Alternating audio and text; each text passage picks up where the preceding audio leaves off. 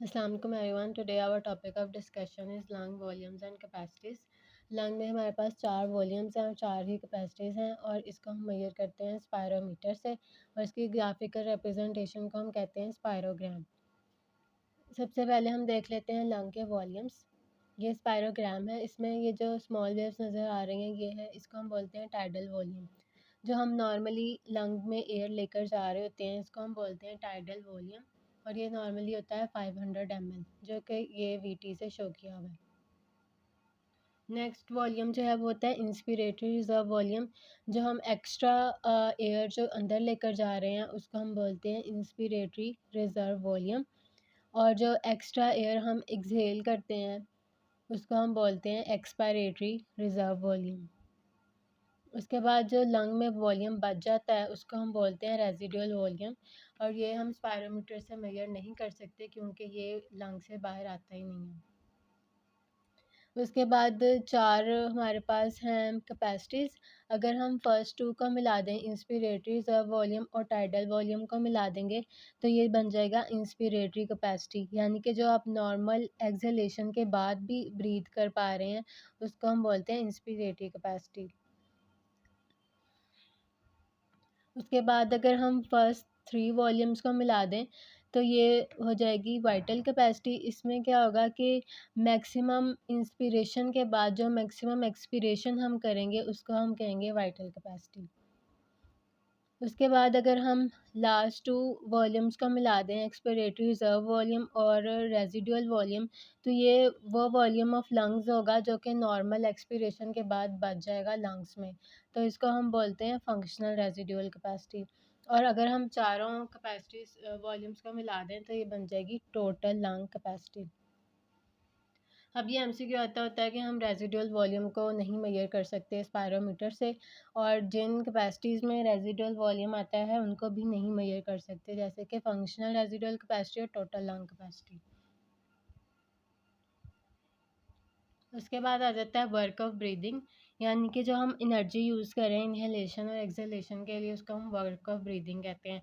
और ये ऑब्स्ट्रक्टिव और रेस्ट्रिक्टिव डिजीज़ दोनों में ही ज़्यादा हो जाता है, क्योंकि रेस्ट्रिक्टिव डिजीज़ में हमने इलास्टिक रिकॉइल को ओवरकम करना होता है और ऑब्स्ट्रक्टिव डिजीज़ में एयरवे रेजिस्टेंस को। उसके बाद आ जाता है फिजियोलॉजिक डेड स्पेस। हमने पहले पढ़ा था एनाटॉमिकल डेड स्पेस, जिसमें कोई गैस एक्सचेंज नहीं होती।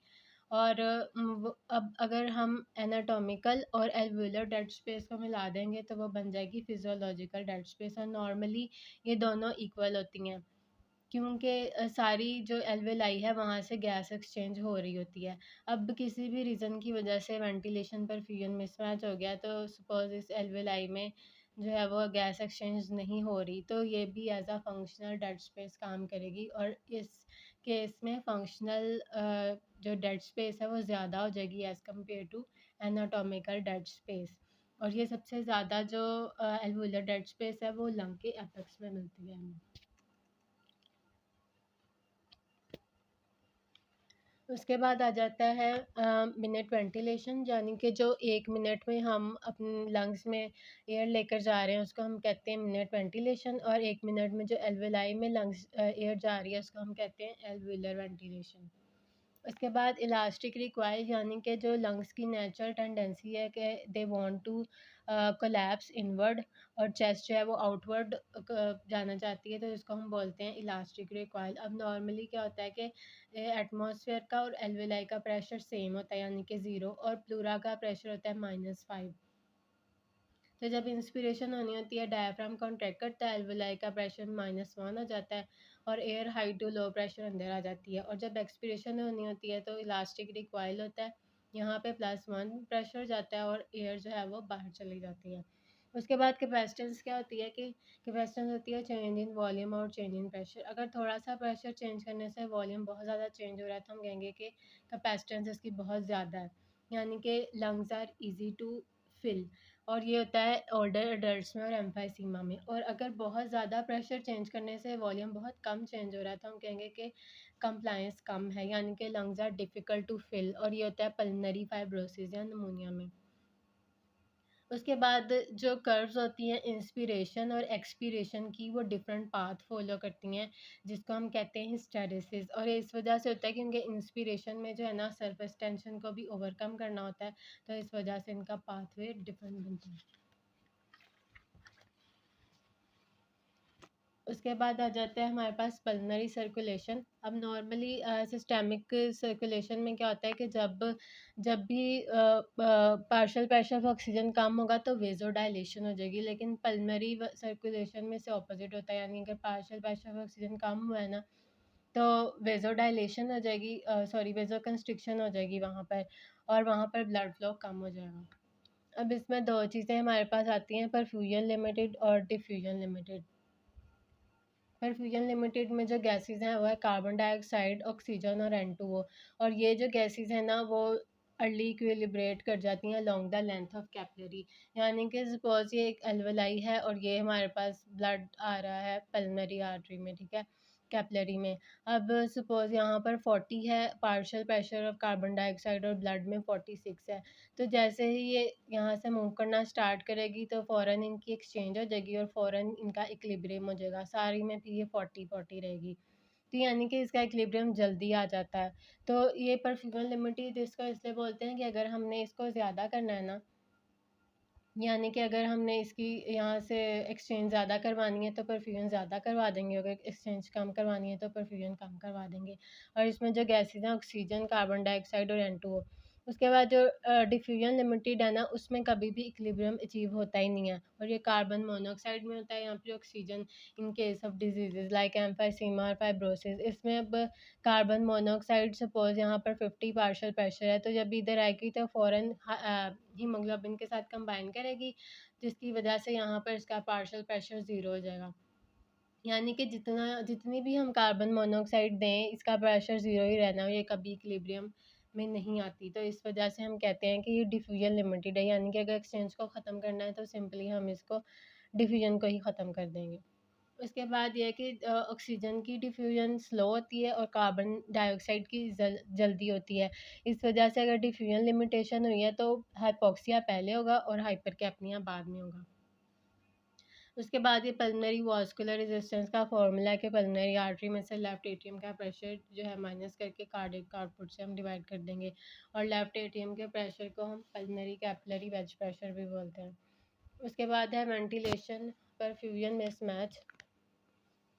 अब नॉर्मली क्या होता है कि यहाँ से वेंटिलेशन हो रही है एल्वेलाई से, तो मतलब ये नॉर्मल वेंटिलेशन है, और परफ्यूजन मतलब जो blood amount of blood flow कर रहा है टू द एल्वेलाई, तो ये नॉर्मल एक वेंटिलेशन परफ्यूजन रेशियो है, ठीक है। नॉर्मली हम कह देते हैं कि 1 है V ओवर Q की जो रेशियो है।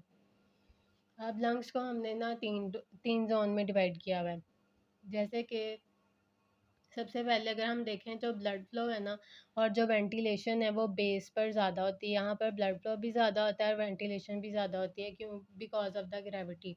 अगर हम सबसे पहले जोन 1 को देखें जो कि एपेक्स का जोन होता है, यहाँ पर अब एज़ कम्पेयर टू जोन बहुत ही पुअर परफ्यूजन होती है, बहुत ही कम ब्लड फ्लो करता है।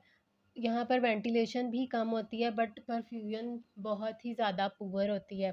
तो इस वजह से हम इसमें बोलते हैं कि यहाँ पर वेस्टेड वेंटिलेशन होती है, यहाँ यानी कि यहाँ पर जो भी वेंटिलेशन के लिए एयर आ रही है वो वेस्ट हो रही है, क्योंकि कोई एक्सचेंज ही नहीं हो रहा, क्योंकि ब्लड फ्लो ही बहुत कम है। ये पी कैपिटल जो है ये एल्वेलाई का प्रेशर, और पी जो स्मॉल है ये पल्मोनरी आर्टरी का प्रेशर है। यहाँ पर अगर हम देखें तो जो एल्वेलाई का प्रेशर है वो ज़्यादा है और पल्मोनरी आर्टरी का बहुत कम है, क्योंकि यहाँ पे ब्लड फ्लो ही बहुत कम है। और अगर ये बिल्कुल ही कोलैप्स कर जाए, यानी कि यहाँ से बिल्कुल ही कोई ब्लड फ्लो ना हो, तो यहाँ पर जो है ना वो कोई भी गैस एक्सचेंज नहीं होगा, तो यहाँ पर फिर डेड स्पेस बन जाती है। अगर हम ज़ोन 2 में आएँ तो यहाँ पर थोड़ा-सा जो है ना वो पल्मोनरी आर्टरी का प्रेशर ज़्यादा हो जाता है, जिसकी वजह से परफ्यूजन अच्छी हो जाती है और यहाँ पर वेंटिलेशन भी अच्छी होती है। जबकि अगर हम बेस में आए ना तो बेस में अब वेंटिलेशन अच्छी हो गई है बट परफ्यूजन बहुत ज़्यादा हो गई है, यानी कि पल्मोनरी आर्टरी का प्रेशर और as compared to alveolar pressure बहुत ज़्यादा हो जाता है, जिसकी वजह से हम कहते हैं कि जो क्यू की वैल्यू है वो बहुत ज़्यादा हो गई है। तो इसकी वजह से वेंटिलेशन भी ज़्यादा है बट क्यू बहुत ज़्यादा है, इसकी वजह से जो रेशियो है वो कम हो जाती है। यानी कि ऊपर हमने देखा था कि वी अगर कम है तो परफ्यूजन बहुत ज़्यादा कम थी, तो इसमें वी क्यू रेशियो हो गई थी ज़्यादा। और यहाँ पर क्या है कि यहाँ पर वेंटिलेशन ज़्यादा है बट परफ्यूजन बहुत ज़्यादा हो गई है, जिसकी वजह से जो है ना रेशियो कम हो जाएगी। और यहाँ पर वेस्टेड वेंटिलेशन होती है, यहाँ पर वेस्टेड परफ्यूजन होती है, यानी कि परफ्यूजन इतनी ज़्यादा आ रही है कि वो जो एक्सेस होती है वो वेस्ट हो जाती है, यानी कि एक्सचेंज ही नहीं हो रही जो एक्सेस में होती है। इसके अलावा जो अगर हम देखें कोई एयरवे ऑब्स्ट्रक्शन हो गई है तो उसमें अब क्या होगा कि वेंटिलेशन तो ज़ीरो हो जाएगी क्योंकि कोई एयर अंदर आ ही नहीं रही। तो वी ओवर क्यू की जब हम रेशो लेंगे तो V over Q ratio zero हो जाएगी, यानी ऑब्स्ट्रक्शन के केस में ज़ीरो हो जाएगी।